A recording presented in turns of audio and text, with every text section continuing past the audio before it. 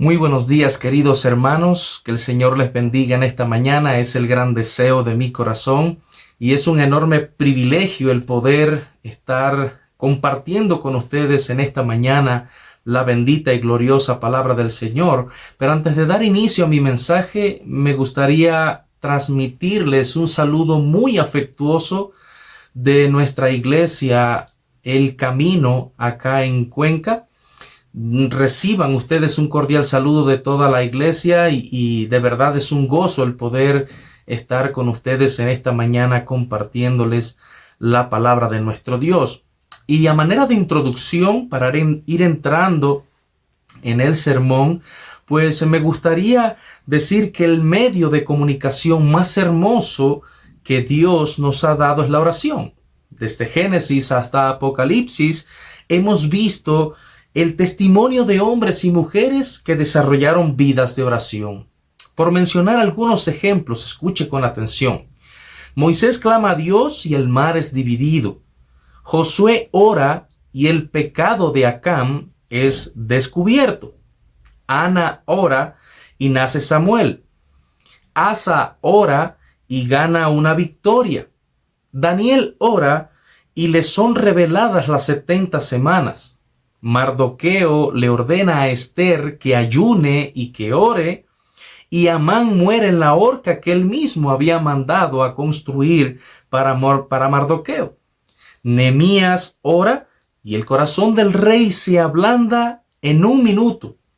Elías ora y la lluvia desciende a la tierra.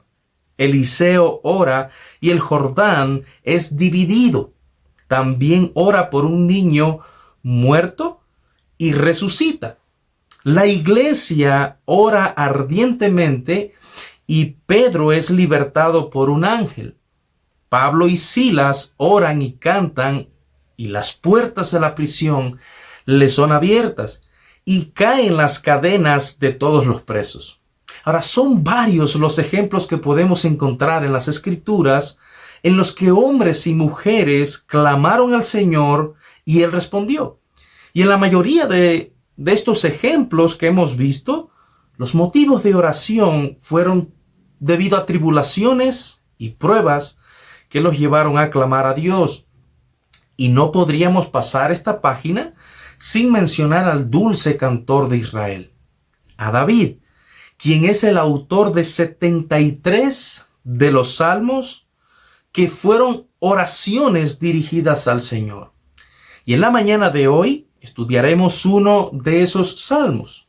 Nos enfocaremos en el Salmo 6, que lleva por título Oración pidiendo misericordia en tiempo de prueba.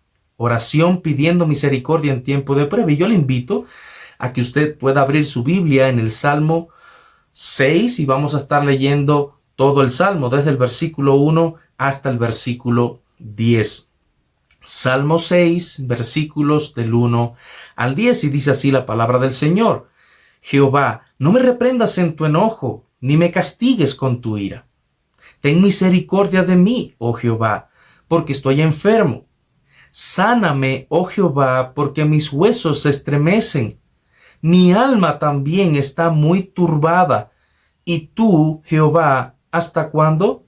Vuélvete, oh Jehová, libra mi alma. Sálvame por tu misericordia, porque en la muerte no hay memoria de ti. En el Seol, ¿quién te alabará? Me he consumido a fuerza de gemir. Todas las noches inundo de llanto mi lecho. Riego mi cama con mis lágrimas. Mis ojos están gastados de sufrir. Se han envejecido a causa de todos mis angustiadores. Apartaos de mí todos los hacedores de iniquidad, porque Jehová ha oído la voz de mi lloro. Jehová ha oído mi ruego. Ha recibido Jehová mi oración. Se avergonzarán y se turbarán mucho todos mis enemigos. Se volverán y serán avergonzados de repente. Vamos a orar. Amado Dios, gracias te damos por tu palabra y gracias te damos, Señor, por la bendición de poder compartirla con nuestros hermanos. Y yo te pido que a través de ella tú hables a tu iglesia en esta mañana. Muy probablemente muchos en este lugar estarán pasando por situaciones similares a las que David pasó en esta experiencia que vivió. Pero yo te ruego, Señor, que en esta mañana tú seas propicio a su vida y de una manera muy especial estés hablando a cada uno de los corazones que estén pasando por una situación similar a la de David. Señor, yo te pido esto en el glorioso nombre de Jesús. Amén. Amén. Mis queridos hermanos, como ustedes pudieron apreciar, el título de este salmo es Oración pidiendo misericordia en tiempo de prueba. Y yo he titulado este mensaje El propósito de las pruebas. Y es mi deseo en esta mañana que usted pueda llegar a entender que uno de los propósitos de las pruebas es hacer lo que precisamente David hizo en este salmo, orar al Señor. Y Dios desea que usted y yo hagamos lo mismo. Ahora, no importa el grado o la severidad de la prueba por la que esté pasando. Las pruebas siempre van a tener varios propósitos en nuestras vidas como creyentes. Y hoy vamos a ver 3 de esos propósitos a la luz de este salmo. Por ejemplo, las pruebas nos ayudan a que nuestro corazón sea derramado ante Dios en oración. Ese va a ser nuestro primer punto. Como número 2, las pruebas nos llevan a buscar una respuesta de parte de Dios a través de la oración. Y como número 3, pues las pruebas nos afirman y fortalecen en la fe. Y para iniciar con nuestro primer encabezado y para ver el propósito que tienen las pruebas en nuestras vidas, pues vamos a iniciar con nuestro primer punto en la mañana de hoy, el cual es que las pruebas pues nos llevan a que nuestro corazón sea derramado ante Dios en oración. Y para poder introducirnos en este primer punto, pues me gustaría decir que la palabra salmos viene de la palabra hebrea mizmor, que significa canción, una melodía con palabras, o sea, una composición musical. Pero quizás usted se diga, yo no veo allí una canción, yo no veo allí una melodía, sino todo lo contrario. Veo mucho lamento, angustia y desesperación en David por alguna causa. Y ciertamente, esta es una de las características de los salmos. El libro de los salmos es considerado parte de los libros sapienciales o libros poéticos por la forma en que están escritos. Su mensaje central está enfocado en la alabanza a Jehová. En ellos vamos a encontrar expresiones de alegría, canto y celebración, como también dolor, angustia y desesperación, como lo es en este caso. Yo no sé si ustedes han escuchado alguna vez una canción en la que el autor está expresando algún sentimiento de angustia, sufrimiento o desesperación. Yo he escuchado canciones así. Pudiéramos decir entonces que este salmo tiene características similares. Y en este salmo podemos ver que el corazón de David está derramado ante el Señor en un clamor. Y aquí podemos ver uno de los propósitos de las pruebas, y es precisamente humillarnos ante Dios en oración. Y en este salmo podemos apreciarlo en los siguientes versículos, del 1 al 3. Dice lo siguiente: Jehová, no me reprendas en tu enojo, ni me castigues con tu ira. Ten misericordia de mí, oh Jehová, porque estoy enfermo. Sáname, oh Jehová, porque mis huesos se estremecen. Mi alma también está muy turbada. ¿Y tú, Jehová, hasta cuándo? Ahora, al leer este primer versículo, el versículo 1, nosotros podemos darnos cuenta de que David apela a la misericordia de Dios y le ruega al Señor 2 cosas allí. Número 1, no me reprendas en tu ira. Y número 2, no me castigues con tu furor.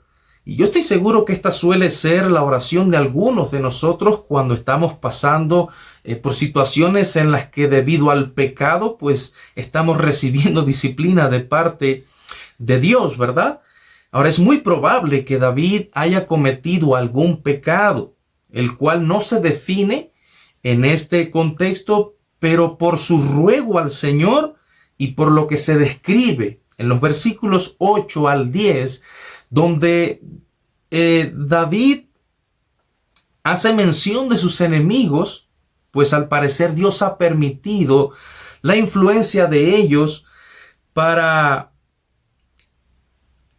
disciplinarle por algún pecado cometido por David.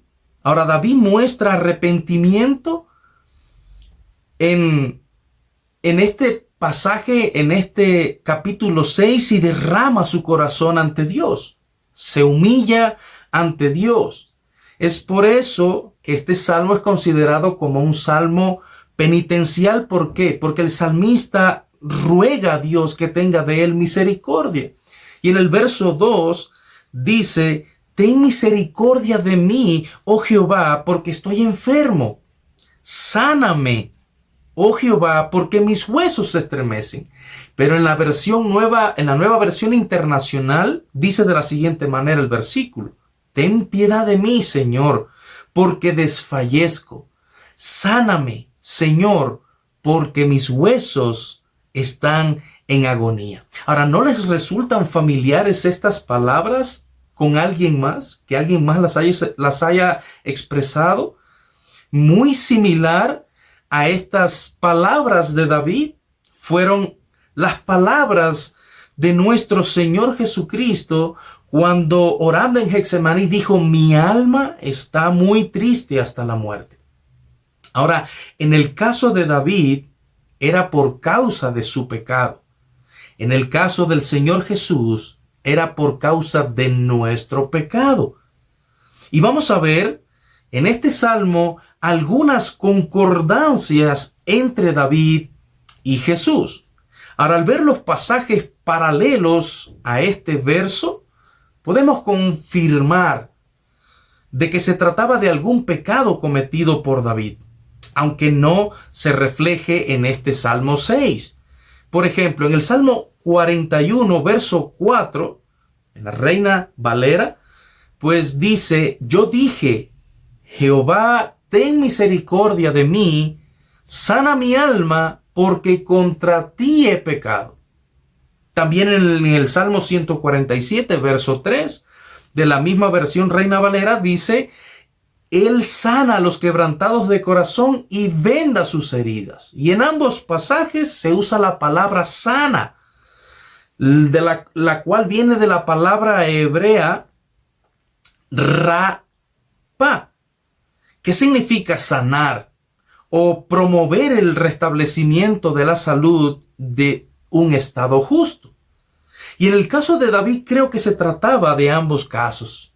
David necesitaba de un restablecimiento de su salud física por toda la descripción que aparece en el Salmo 6, como también de un restablecimiento de su justicia espiritual, es decir, la sanidad de su alma, la cual se había afectado por su pecado. Y aquí me gustaría aclarar, queridos hermanos, que no siempre que estamos pasando por alguna prueba es por causa de algún pecado. Pero lo que sí es seguro es que cuando pecamos, el Señor va a permitir ciertas pruebas en nuestras vidas como parte del proceso disciplinario. Ahora, como sucedió con David. Y esta condición provocó en él cierta desesperación de impaciencia. En el verso 3 del propio Salmo 6, pero en la Nueva Traducción Viviente, dice de la siguiente manera: mi corazón está angustiado.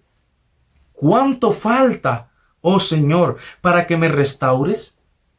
Y en la Nueva Versión Internacional, este mismo versículo dice de la siguiente manera: muy angustiada está mi alma. ¿Hasta cuándo, Señor? ¿Hasta cuándo? No sé si usted puede apreciar la desesperación de David en sus palabras hacia Dios. Y esa desesperación es producto de su alma atribulada por la prueba que está pasando. Y allí no se trata de una simple prueba como la que usted y yo a veces solemos pasar. Pues a veces estamos sin trabajo, no tenemos dinero, no hay comida, pero mire, yo le pregunto, ¿cuándo le han estado persiguiendo a usted para matarle? Como estaba sucediendo con David, a quien sus enemigos le estaban persiguiendo precisamente con ese propósito. Ahora, en el verso 3 de la Nueva Versión Internacional dice, muy angustiada está mi alma. ¿Hasta cuándo, Señor? ¿Hasta cuándo? O sea, ese ser interior, su alma, estaba angustiada sobremanera, al punto que sentía una sensación de muerte. Mire cómo lo dice el salmista en el Salmo 88, verso 3, porque mi alma está hastiada de males y mi vida cercana al Seol. Y aunque el autor de este salmo no es precisamente David, podemos ver que también llegó a experimentar lo mismo que David. Nuestro Señor Jesucristo vivió algo muy similar. En Juan 12, 27 dice, ahora está turbada mi alma. ¿Y qué diré? Padre, sálvame de esta hora. Mas para esto he llegado a esta hora.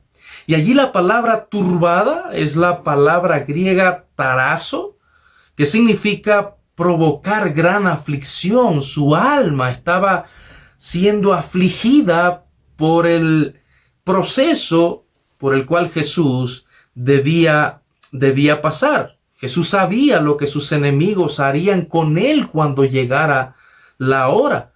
Ahora también David sabía lo que le acontecería si caía en manos de sus enemigos. Por eso clama, Señor, ¿hasta cuándo? ¿Hasta cuándo?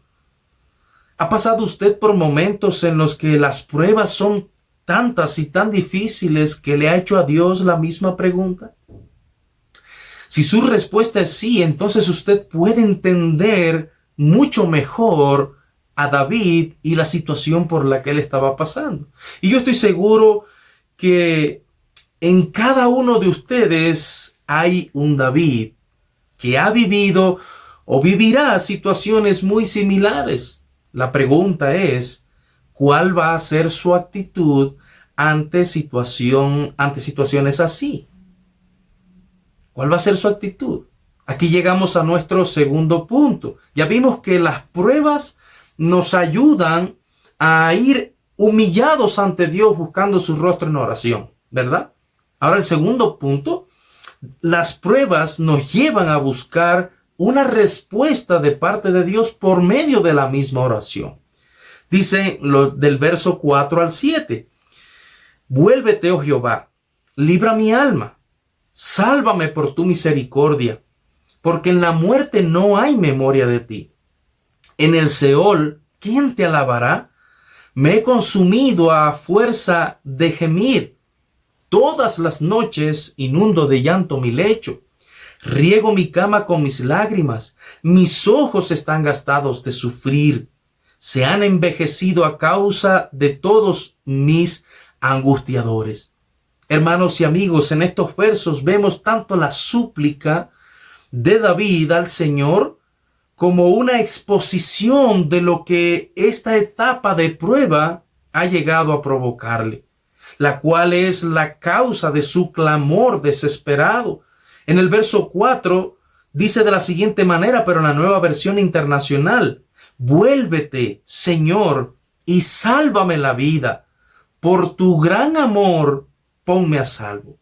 En este verso, David da a entender cómo el Señor, da a entender como si el Señor se hubiese alejado de él, como si le hubiese dado las espaldas, como si le hubiese vuelto el rostro. Por eso le dice, vuélvete. Ahora recuerde que debido al pecado, nuestra comunión se puede ver afectada con el Señor. Eso nosotros no debemos de descartarlo, ¿verdad? Nuestra comunión se puede afectar con el Señor debido a nuestro pecado. Y en todas las versiones de la palabra, Pues en el hebreo allí la palabra usada es la palabra sub, que significa dos cosas importantes: regresar y ser retornado. La palabra vuélvete, en el hebreo, pues es la palabra sub, que significa regresar y ser retornado. Es como si David dijera: regresa, Señor, ven a rescatar mi alma. Vuelve, Señor, en mi auxilio. Sálvame de mis enemigos. Líbrame de sus poderosas garras. Pelea en mi lugar contra mis enemigos. En el Salmo 17:13 dice: levántate, oh Jehová, sal a su encuentro, póstrales, libra mi alma de los malos con tu espada. Y por último, con esta misma palabra, vuélvete, que en el hebreo es sub, pues es como si David le dijera al Señor también: retórname a mi primer estado, retórname a mi estado espiritual normal, sálvame por tu misericordia, sálvame. Que también pues significa ser rescatado, ser liberado, ser salvado. O sea, estar en una situación segura y libre de peligro. Y en el verso 5 continúa diciendo David: porque en la muerte no hay memoria de ti. En el Seol, ¿quién te alabará? En este verso es como si David le dijera al Señor: si yo muero, ¿de qué servirá mi muerte? Si yo muero, ¿quién te alabará? ¿Quién hablará de tus maravillas? ¿Quién te dará gracias en el Seol? Con esta palabra Seol, y de acuerdo al contexto, pues David se está refiriendo a la tumba, a la morada de los muertos. Una vez que sus enemigos le hayan dado muerte, pues ya no podrá alabar, no podrá adorar al Señor, ni le podrá dar gracias. En otras palabras: Señor, seré totalmente inservible si muero. En el Salmo 30, verso 9 dice: ¿qué provecho hay en mi muerte cuando descienda a la sepultura? ¿Te alabará el polvo? ¿Anunciará tu verdad? Salmo 88, versículos 10 al 12 dice: ¿manifestarás tus maravillas a los muertos? ¿Se levantarán los muertos para alabarte? ¿Será contada en el sepulcro tu misericordia o tu verdad en el Abadón? ¿Serán reconocidas en las tinieblas tus maravillas y tu justicia en la tierra del olvido? En estos textos, David trata de expresar su necesidad de vivir para adorar a Dios. Porque una vez que su cuerpo sea llevado al Abadón, o sea, a ese lugar de los muertos, a ese lugar de descomposición y podredumbre, pues allí sus huesos y en la corrupción de su carne no podrá hacerlo. O sea, no podrá hacer nada de lo antes dicho, ni adorar, ni alabar, no podrá hacer nada. ¿Por qué? Porque ya está muerto. Es lo que está queriendo expresar David en este salmo. En cambio, si me conservas la vida, te alabaré, te bendeciré y te daré gracias. Y en el libro del profeta Isaías, en el capítulo 38, versículos 18 y 19, dice: porque el Seol no te exaltará, ni te alabará la muerte, ni los que descienden al sepulcro esperarán tu verdad. El que vive, este te dará alabanza, como yo hoy. El Padre hará notoria tu verdad a los hijos. Ahora dice en los versículos 6 y 7, regresamos al Salmo 6, donde allí está nuestra sección en la que estamos predicando en esta mañana. En los versículos 6 y 7, pareciera por las palabras de David que no hubiera respuesta de parte de Dios. Dice en esta pequeña sección, en el verso 6, cansado estoy de mis gemidos. Así lo traduce la Biblia de las Américas. Cansado estoy de mis gemidos. Y David comienza a experimentar lo que sería una especie de cansancio, una fatiga espiritual debido a sus repetidas súplicas al Señor y aún no ve respuesta. El Salmo 69, verso 3 dice: cansado estoy de llamar, mi garganta se ha enronquecido, se han envejecido a causa de todos mis angustiadores. Dice cansado estoy, ese es el Salmo 69, verso 3, porque me fui a otra cita. Cansado estoy de llamar, mi garganta se ha enronquecido, han desfallecido mis ojos esperando a mi Dios. Y comienza a describir la intensidad de su sufrimiento. Y en la segunda parte del versículo 6 y el versículo 7 dice: todas las noches inundo de llanto mi lecho, riego mi cama con mis lágrimas, mis ojos están gastados de sufrir, se han envejecido a causa de todos mis angustiadores. ¿Ha estado usted alguna vez hablando y hablando y hablando y ha gritado tanto que su voz ha llegado a enronquecer? Bueno, así estaba David, como lo expresa en estos pasajes. Su voz había enronquecido de tanto clamar al Señor. Todas las noches inundo de llanto mi lecho, continúa diciendo el texto. Riego mi cama con mis lágrimas, mis ojos están gastados de sufrir, se han envejecido a causa de todos mis angustiadores. Y usa aquí en este pasaje una hipérbole. ¿Qué es una hipérbole? Una hipérbole es un recurso literario el cual el autor está usando aquí para demostrar una exageración. Es decir, una hipérbole es una exageración. Y vemos que la exageración que usa aquí David es precisamente: inundo de llanto mi lecho. O sea, en otras palabras, puedo nadar en mi cama a causa de mis lágrimas. Yo estoy seguro que usted entiende de que una persona sería incapaz de inundar su cama con sus lágrimas. Pero es una manera en la que David pues expresa cuán grande ha sido su sufrimiento, cuán abundante ha sido su llorar, que él lo expresa con esta hipérbole, con esta exageración. Y lo dice de esta manera: inundo de llanto mi lecho. Y seguramente David sintió lo que muchos de nosotros hemos sentido en momentos así. Nos visita el desánimo, la duda, y es la misma duda la que nos hace dudar de que Dios nos escucha. Pero, ¿qué tan cierto es que Dios no nos escucha? ¿Será que en esos momentos me debo dejar llevar por mis emociones o debo confiar en las promesas del Señor?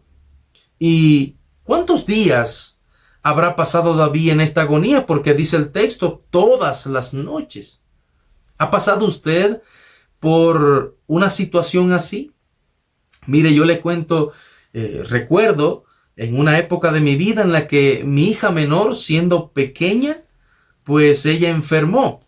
Y yo había orado tanto al Señor por ella, que literalmente me cansé en mis gemidos, como dice David en este salmo. Y yo no veía respuesta de parte de Dios. Y llegó un momento en el que ya no oraba al Señor. No le decía absolutamente nada. Solo me postraba a la orilla de mi cama ante Él y lloraba en su presencia. Nada más que eso. Entonces yo pudiera decir como David: yo también inundaba mi lecho con mis lágrimas. Y sé que como yo, muchos de ustedes lo han vivido. Probablemente muchos de ustedes lo estén viviendo en este momento. Y es en esos momentos en los que la duda ha tocado la puerta de nuestros corazones al no ver la respuesta de Dios en nuestras oraciones.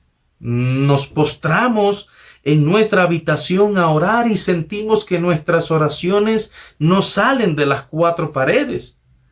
Escuchamos la voz de nuestras emociones decir: Dios no te escucha. Pero es en esos momentos, queridos hermanos, en los que debemos traer a la memoria las promesas del Señor. Salmo 34:15 dice: los ojos de Jehová están sobre los justos y sus oídos atentos al clamor de ellos. Y seguramente esto fue lo mismo que hizo David, porque lo veremos en nuestro último encabezado, en los últimos versículos de este salmo. Y el último encabezado es que las pruebas nos ayudan a afirmar, o sea, nos afirman y fortalecen en la fe. Primeramente vimos que las pruebas nos llevan a humillarnos, a humillar nuestro corazón delante de Dios en oración. Número 2, las pruebas nos llevan a buscar una respuesta de parte de Dios por medio de la oración.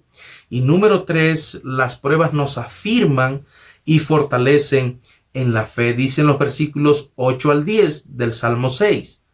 Apartaos de mí todos los hacedores de iniquidad, porque Jehová ha oído la voz de mi lloro, Jehová ha oído mi ruego, ha recibido Jehová mi oración. Se avergonzarán y se turbarán mucho todos mis enemigos, se volverán y serán avergonzados de repente.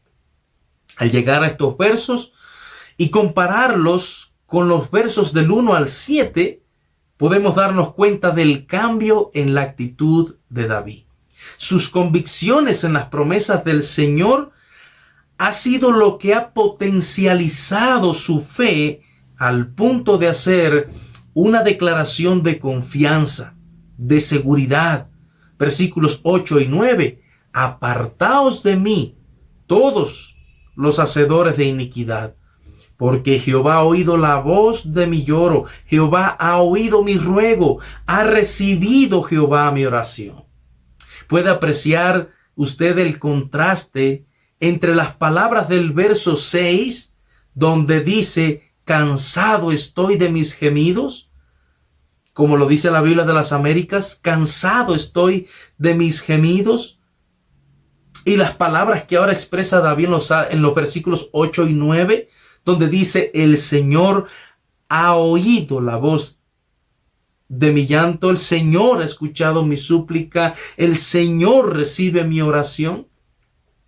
En estos pasajes encontramos lo que se conoce como un paralelismo sinónimo, porque básicamente David repite la misma idea acerca de la oración.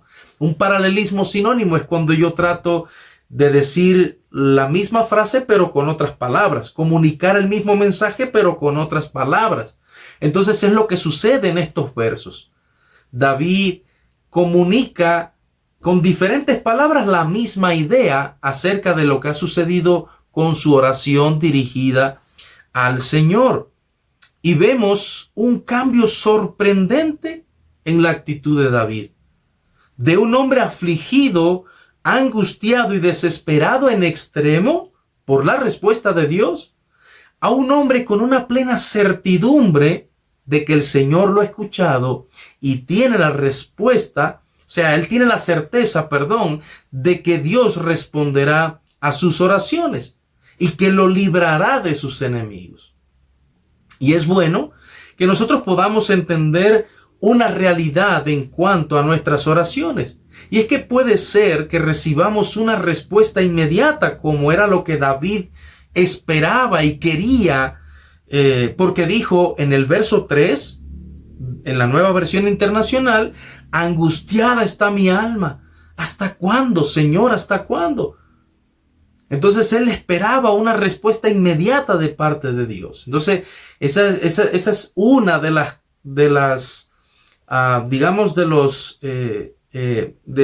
es una de las características en nosotros cuando clamamos al Señor. Queremos del Señor una respuesta inmediata.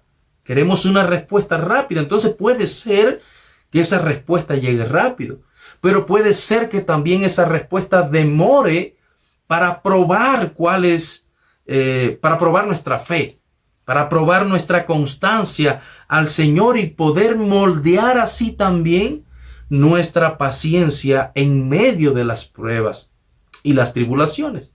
Como dijo el apóstol Pablo en Romanos capítulo 5, versículos 3 y 5 de la Nueva Traducción Viviente, dice: también nos alegramos al enfrentar pruebas y dificultades, porque sabemos que nos ayudan a desarrollar resistencia o paciencia, como dijera la Reina Valera.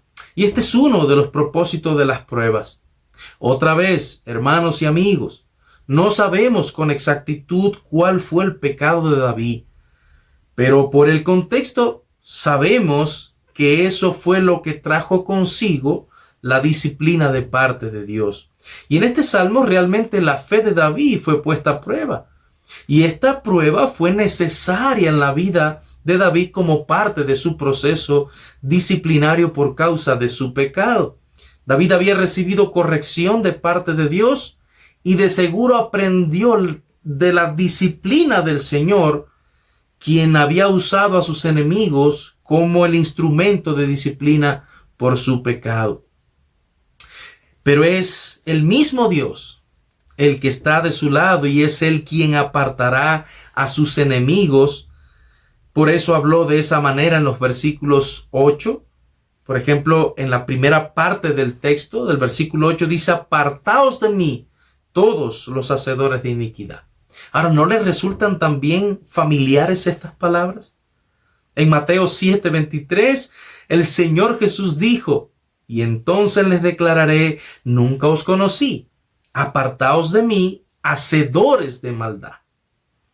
Y en Lucas 13:27 dice: pero os digo que no sé de dónde sois, apartaos de mí todos vosotros, hacedores de maldad. El Señor Jesús usa estas mismas palabras para dirigirse a aquellos que no se arrepintieron de sus pecados y a quienes las Escrituras dicen que son enemigos de Dios, y a quienes en aquel día responderá con estas mismas palabras. Es por eso que si tú estás aquí en esta mañana, aún sin Cristo, sin tener una relación personal e íntima con el Señor Jesús, hoy es día de que vengas a Cristo en arrepentimiento y fe. Porque si no lo haces, no sabes cuándo será el día de tu muerte. No sabes cuándo será el día en que llegarás delante de Él. Y cuando llegues delante de Él, pues vas a querer que Él te reconozca.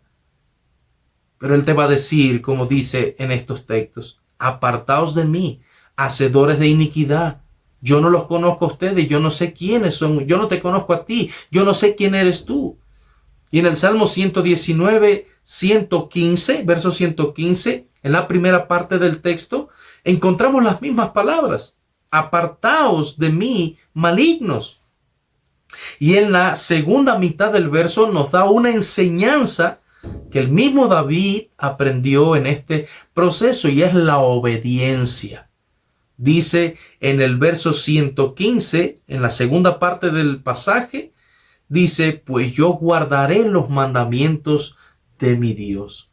Y esta pudiera ser incluso,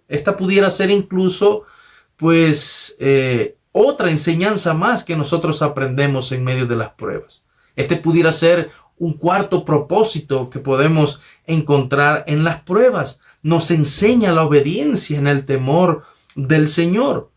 No debemos olvidar que Dios es nuestro Padre. Y como todo buen padre que disciplina a su hijo porque desea que ande en obediencia y rectitud, pues de esta misma manera, pues muchas veces Dios nos va a disciplinar con este mismo propósito, que aprendamos a obedecer. Y en Hebreos 12, 9 al 10 dice: por otra parte, tuvimos a nuestros padres terrenales que nos disciplinaban y los venerábamos. ¿Por qué no obedeceremos mucho mejor al Padre de los Espíritus y viviremos? Y aquellos ciertamente por pocos días nos disciplinaban como a ellos les parecía, pero hablando de Dios, pero para lo que nos es provechoso, para que participemos de su santidad. Es para eso, queridos hermanos.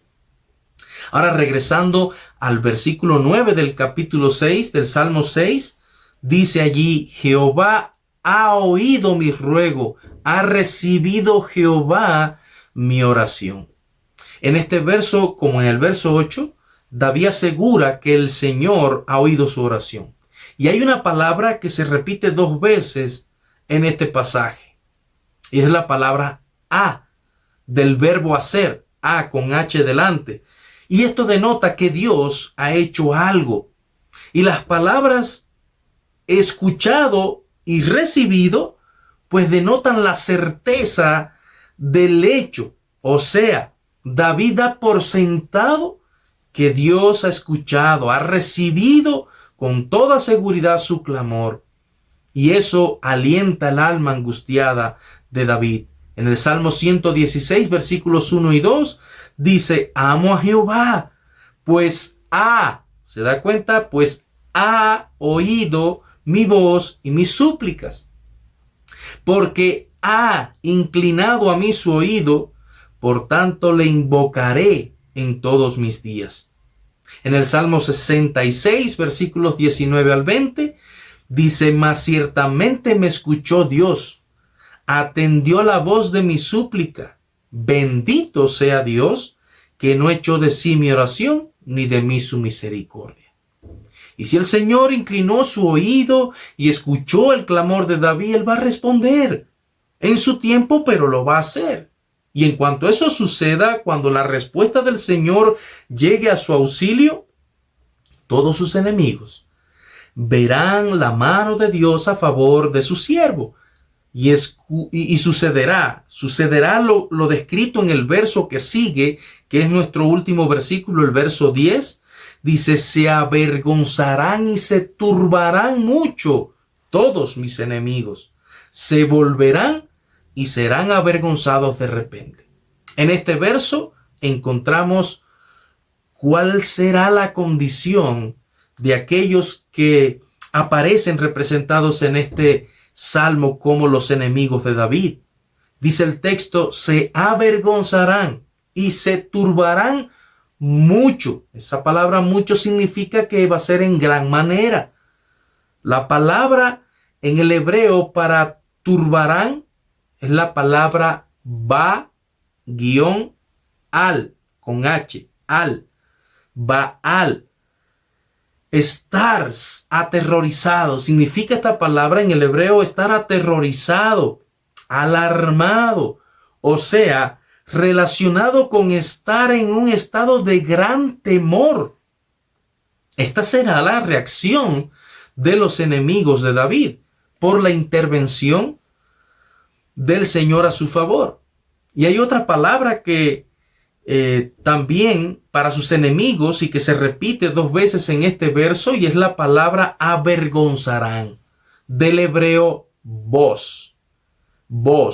Y esto significa que van a estar avergonzados, o sea, van a tener una sensación de dolor y angustia emocional, algunas veces al punto de la desesperación. Imagínense cómo van a estar estos hombres. ¿Por qué? Por haber hecho algo malo. Es decir, estos hombres van a sentir vergüenza, van a sentir angustia emocional al punto de la desesperación por haber pensado que ellos hicieron algo malo. Ese va a ser el sentir que Dios va a poner en sus corazones. El Señor se va a encargar de que los enemigos de David experimenten toda esta mezcla de sensaciones y emociones debido a que han hecho algo terrible. En el Salmo 71, versículos 13 y 24, dice: sean avergonzados, perezcan los adversarios de mi alma, sean cubiertos de vergüenza y de confusión los que mi mal buscan. Mi lengua hablará también de tu justicia todo el día, por cuanto han sido avergonzados, porque han sido confundidos los que mi mal procuraban. Y lamentablemente, hermanos y amigos, esa es la misma condición del hombre pecador, del hombre que está sin Dios y sin esperanza en el mundo. No debemos olvidar la similitud entre David y Jesús en este salmo. David siendo afligido y castigado por su pecado, Jesús siendo afligido y castigado por nuestro pecado. Los enemigos de David intentando destruirle, los enemigos del Señor pensando que en la cruz le habían destruido.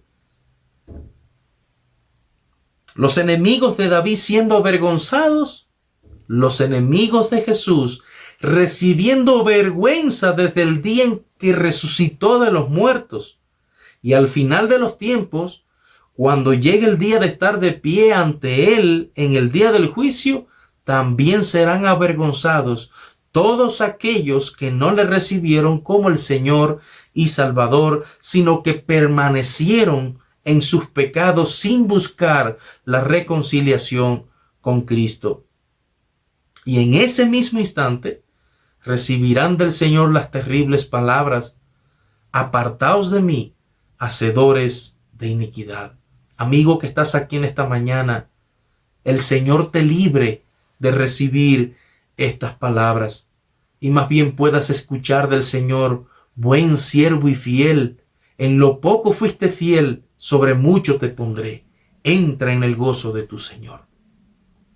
Para resumir este sermón, los puntos que hemos estado analizando, pues pudiéramos decir, queridos hermanos y amigos, que las pruebas en nuestras vidas siempre van a tener como propósito, número uno, que nuestro corazón sea derramado ante Dios en oración. Número dos, las pruebas nos llevarán a buscar una respuesta de parte de Dios a través de la oración. O sea, no es que vamos a llegar cuestionando a Dios por las pruebas por las que estamos pasando. No, es simplemente buscar la respuesta de Dios y ver cuál es la voluntad de Dios y el propósito de Dios a través de esa prueba. Y eso lo vamos a hacer por medio de la oración. Y como número tres, pues las pruebas nos afirman y fortalecen en la fe. O sea, nuestra fe va a ser puesta a prueba, va a ser pasada por el fuego, como dijera el apóstol Pedro. Como el oro se purifica con fuego, así también es necesario que nuestra fe sea purificada. Entonces, a manera de conclusión, me gustaría decir que no siempre que estamos pasando por pruebas es por causa de algún pecado, sino que es parte de nuestro proceso de santificación. Pero lo que sí es seguro es que cuando pecamos contra Dios, nuestro pecado va a generar disciplina. Eso téngalo por seguro. Y las pruebas y tribulaciones van a ser parte de ese proceso disciplinario. Cuando pecamos de manera consciente, es una acción que cometemos debido a que en ese instante nuestra fe se tambaleó. Y cuando hablo de fe no me refiero a esa fe que Dios puso en usted y que profesó para ser salvo. No me refiero a esa fe. Me refiero exactamente a la fe a la fe que nosotros tenemos, en la que creemos en nuestros principios, en lo que creemos en las verdades bíblicas, es decir, esa convicción que hay en nosotros de lo que hemos creído, de las verdades bíblicas que hemos creído, de esas doctrinas, de esas enseñanzas bíblicas que hemos creído. A eso me refiero cuando digo fe. Pues muy probablemente cuando estamos frente al pecado, pues muchas veces esa fe se va a tambalear. Y un ejemplo que nosotros podemos encontrar en las Escrituras es el mismo David. ¿Qué sucedió con David? David, según la palabra del Señor, pues es un hombre conforme al corazón de Dios. Sin embargo, cuando vio a Betsabé desnuda bañándose, sus principios y valores en la ley de Dios se tambalearon y los terminó violando. Tanto fue así que mandó a buscar a Betsabé para acostarse con ella, y todo eso dio lugar al engaño, al adulterio, al homicidio, debido a que fue él mismo quien organizó todo para que Urías, el esposo de Betsabé, pues terminara muriendo en la guerra. Y David recibió por todo esto el castigo y la disciplina de parte de Dios. Pero luego de todo eso, David reconoció su pecado y su maldad, pidió perdón y fue restaurado. Entonces, tú y yo necesitamos entender que como David, también nosotros hemos pecado. Nuestra fe se ha tambaleado en múltiples ocasiones y de seguro no ha faltado tampoco la disciplina de parte de Dios. Y su disciplina en nosotros es porque nos ama. Porque Dios al que ama castiga, como el Padre al Hijo a quien quiere, dice el proverbio. Entonces, ¿qué debemos hacer? Arrepentirnos de nuestro pecado, pedir perdón y rogar al Señor que nos ayude en nuestra debilidad. Y es en esos momentos en los que nuestra fe será reafirmada y fortalecida por el Señor para que podamos ser nuevamente levantados. Si el hombre cayere, no quedará postrado, porque Jehová sostiene su mano, dice el Salmo 37:24. Tú y yo tenemos enemigos que son muy sutiles y buscarán la manera de destruirnos y hacernos caer. El diablo, el mundo y nuestra propia carne. Cada día luchamos contra ellos con el fin de hacer la voluntad de Dios. Si en algún momento flaqueamos y caemos, no debemos quedarnos en el suelo, sino debemos levantarnos. Cristo pagó un precio muy alto por nuestro pecado, para presentarnos como justo delante de Dios. Dice la palabra en Primera de Juan, capítulo 2, versículo 1, hijitos míos, estas cosas os escribo para que no pequéis. Y si alguno hubiere cometido pecado, abogado tenemos para con el Padre, a Jesucristo el justo. Vamos a orar. Amado Dios, gracias te damos, Señor, por esta palabra. Y gracias, Señor, porque tú has hablado por medio de ella. Yo te pido, Señor, que dé fruto en el corazón de todos aquellos que la escucharon y que de una manera especial tú seas propicio, Señor, a cada uno de ellos. Si hay alguien aquí en esta mañana que aún no te conoce, te ruego en el nombre de Jesús, sálvalo, Señor. Sálvalo, Padre, que tu palabra pueda producir vida en él. Te lo pido en el nombre de Jesús. Amén y amén.